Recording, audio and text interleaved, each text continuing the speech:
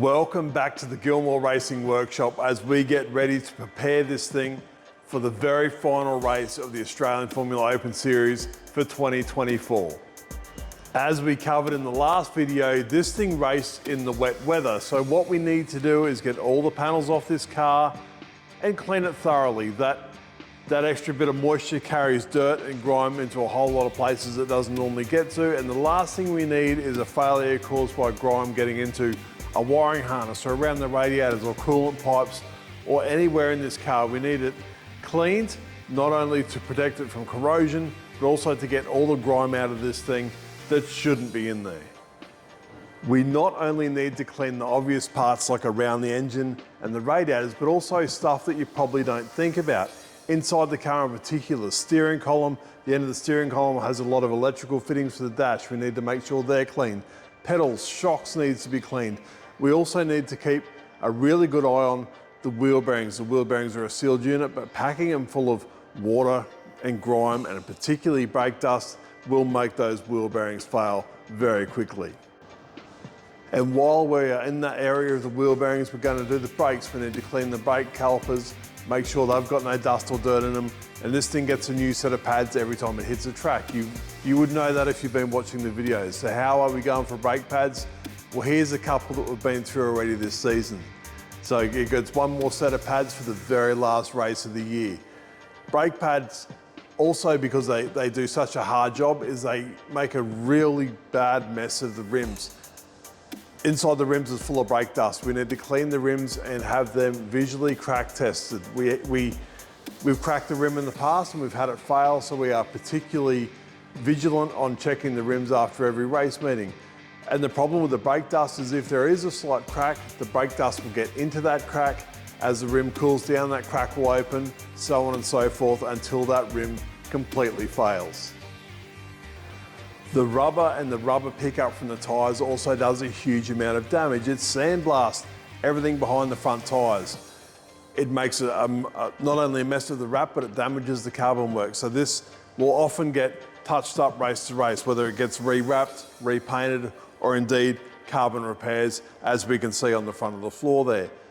The rubber flicked up from other cars also does damage. We've had this side mirror damaged by a piece of rubber off a car that Kyle was following. It hit the mirror that hard, it's actually pulled the thread out of it, so we need to repair that.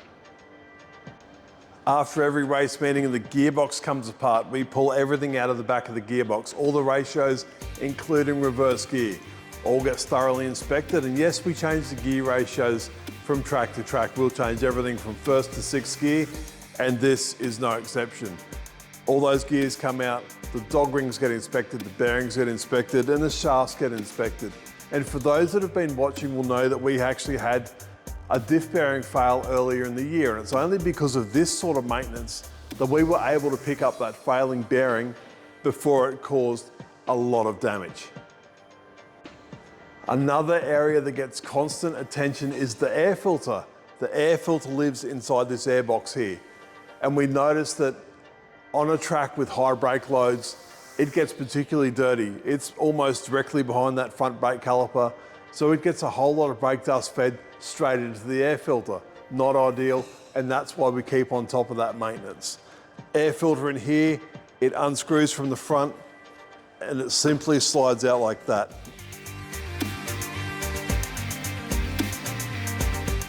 It's probably fair to say that the majority of the preventative maintenance on these cars is cleaning. And thankfully, we get quality rags from Paul Gregory and his family at Ashmore Commercial Laundry. And guys, thank you again so much for the rags. We certainly get the most out of them, and it really helps keeping these things looking sharp. You can sort of get a feel for how much garbage goes into these radiator intakes just by the amount of damage on the front of those side pods. A lot of rubber and debris, and even rocks and bits of debris from the track get flicked up into this radiator inlet and will cause a whole lot of damage. It will wear a hole in the bottom of the radiator if we don't keep these clean. There's of course gauze in there to stop anything major hitting the radiator, but all that dirt and debris sits on the bottom, at the bottom of the radiator, and almost every race meeting, we simply pop these radiators out, lift them up, and just vacuum out all that debris. There's a whole lot of leaves, sticks, rocks, and especially rubber buildup. We also have a little bit of unscheduled maintenance we need to take care of before we head to Phillip Island. We need to get the shocks checked. We're suspect on them. We don't think the shocks were giving us what we required at our last round, so we need to get on top of them to see if we are indeed looking at the right place of the car, and if there is indeed something wrong with those shocks. If we need to get them serviced, we will. We've got someone lined up for that, so stay tuned for a bit more information as that part of the car develops. And of course, aside from all of that, we need to do our normal maintenance and our normal setup changes that we make track to track. Full suspension setup, we change wheel alignments, ride heights, springs, you name it, we change it. So we've got plenty of work to do here in the workshop. First job on the list is an easy one.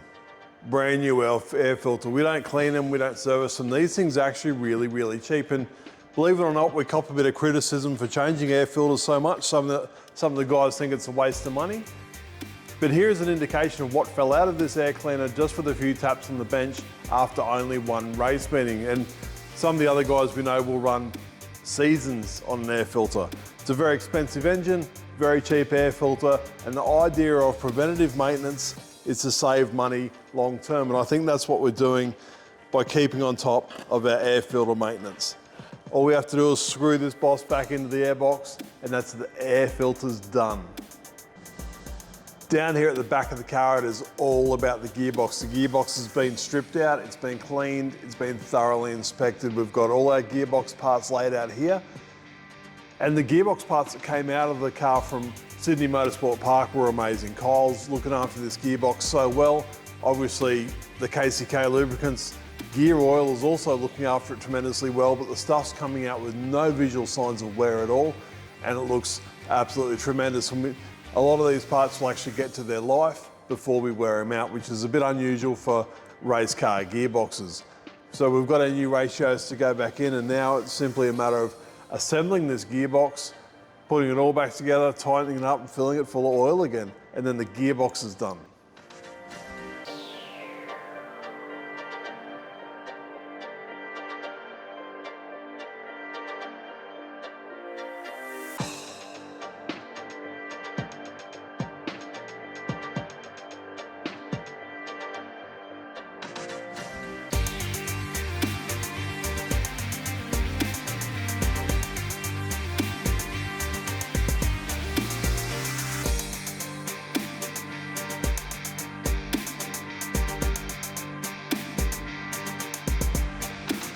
And while we're putting the gearbox back together, it's probably a great time to remind some of you guys that this is the only car in its category with an actual shifter. These cars, when they were built and when they raced FIA Formula 3, they had to have a gear stick. Yes, they're a sequential gearbox, but you still needed to actually grab that gear stick, push it forwards, pull it backwards. A lot of the cars we race against now have been retrofitted with paddle shifters and air shifters and different setups, and some of them actually have drive raids, which was not in the spirit of the rules back when these raced competitively. We want our driver to learn how to use the gear stick. He's going to need it somewhere in his career. He learns to understand it as soon as possible, and he can get a really good feel for the gear stick, for the gearbox, for what's going on, and he can then give us feedback on how it feels inside the car. And the other guys with paddle shifts, they will never experience that, and they probably won't learn the skills Kyle has learnt already about how to use the gear stick correctly in an open wheel setup like this. Now, I did warn you that there was a lot of cleaning to be done, and the wheels are absolutely no exception. A huge amount of brake dust, especially in the front of these. It packs that brake dust in there so hard. Then the centrifugal force holds it inside the rim. A lot of the time when the car stops in the pits, brake dust will fall out of the rims. That's how much sits inside these. So the problem being, should these rims start to crack, the brake dust will jam into that crack. When the rim cools down, the crack will spread, and then next cycle, you will get more brake dust in it, and it escalates really, really quickly. Another issue we have is this rim has a big set of train tracks inside it. The brake caliper is so close to the inside of the rim, should you get any stones or even rubber buildup, it will jam between the brake caliper and the rim, and we have seen them cut these rims in half. During Kyle's last race at Sydney Motorsport Park, a piece of debris has hit the wing mirror and just about ripped it off the car. It's pulled all the threads out of that bracket. It's hit with enough force that it's folded the mirror all the way over and he could no longer see out of it. So we've taken this back to the machine shop. We've put a solid thread insert inside that, or a key cert, to restore that thread where it needs to be. And now that that is fixed, we can put his mirror back on his car should he actually need to use it. It is the last race of the year coming up, so it's the last time we need to put brake pads in this thing. For those of you who have watched these videos before will know this gets a brand new set of brake pads every time it hits the track. And the main reason for that is we want to give Kyle a consistent car, and we want him to jump in the same car every time he gets in it so he can work on his driving instead of going out there and relearning the car every time. And we certainly don't want to give him a long brake pedal.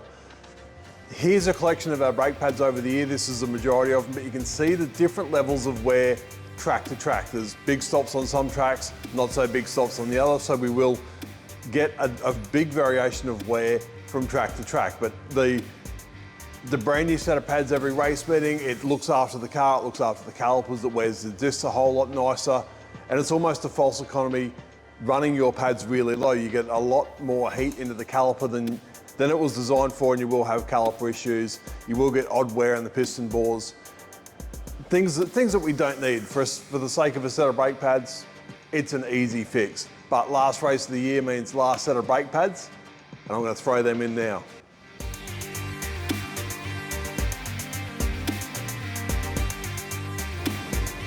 You always hear people talking about using the right tool for the job. Well, the brake fluid in these cars is absolutely no different. The brake fluid we use, of course, is the KCK .6 brake fluid. We use it in these cars, all the other cars, my mum's street car, in the truck, we use it in absolutely everything. And why we use it, it's long life. Low viscosity gives great pedal feel, but we probably haven't bled the brakes in this car for 3 race meetings, and we still don't need to. A lot of the guys we're racing against are bleeding them after every race and get an inconsistent pedal feel during the course of that race. So why wouldn't you use the right tool for the job and go with a decent racing brake fluid that's been designed for this application and heavy duty motorsport use, and in particular enduro cars. We do a little bit with enduro cars, and this thing is the key. We've never had a driver come in and complain about brake pedal feel at any stage of any race. Generally speaking, there is always a small bodywork repair that needs to be done on this car race to race, and it's because it is such a tough environment. They're incredibly low and incredibly fast. We're doing 230 something kilometers an hour through corners. We've got our big sticky tyres throwing up rocks and debris off the track. We've got a car in front throwing up balls of rubber and whatever debris it runs over. So the leading edges on this car get quite damaged. We've got damage to the leading edges of the floor, which we manage. We know when they need to be repaired and when we can sort of get away with it. The front wings under the car there that you can see, and just about everything else. The fronts of the side pods cop an absolute hiding as well. This time around, we need to change these winglets. These go under the front main plane. You can see there in that shot, that's our spare wing and the wing we've been racing with. If these get damaged, they will upset the aerodynamics of the car, so we need to keep on top of these. Nothing's happened, Kyle hasn't run off the track. These are probably the lowest part of the car, and often they drag on the track or they'll drag on a curb. They get damaged, no big deal. You take them off, you put the new ones on, and then you go racing again. Also due for servicing this time around is the shock absorbers. Normally we do them at the end of the season. We're going to make some changes to chase these new tyres that we're on. We think we've got a bit of a direction now, and we're going to modify the shock absorbers to more complement those changes that we've made for the last round. We've got a spare set. They're all numbered. They're numbered which side of the car they go on, which series they are, so I can simply remove the old shock absorber and refit another one. It means we don't have downtime of the car, 10 minutes, and this thing is good to go again. After a whole lot of cleaning and inspecting and rust preventative on this car, we are just about ready for assembly.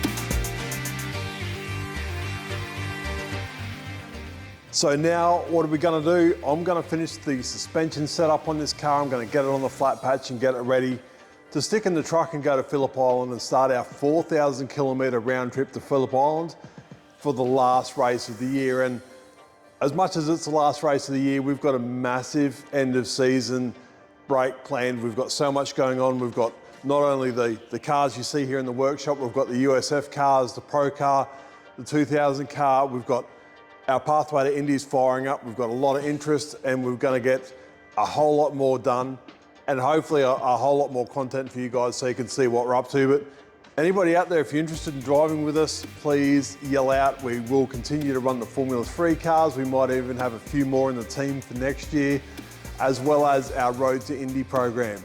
Guys, thank you so much for watching. See you in the next episode.